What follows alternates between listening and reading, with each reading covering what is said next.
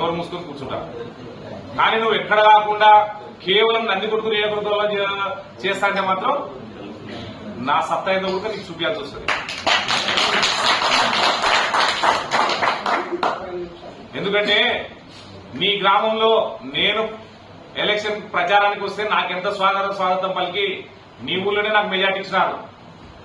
మీరు అబ్బా కొడుకులు ఇద్దరు పంచుకున్నారు ఓట్లు, అయినా నాకు మెజార్టీ వచ్చింది.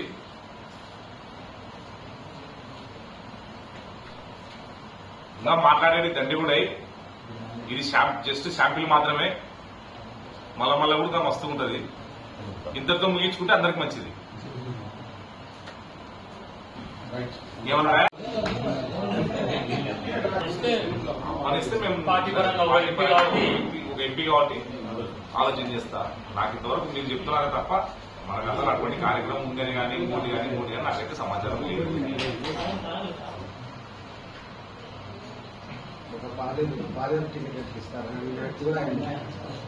నా ఓటమికి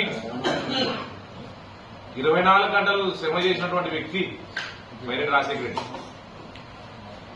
కానీ ఆయన అంచనాలకు దొరకకుండా నేను ఈరోజు విజయం సాధించి ఒక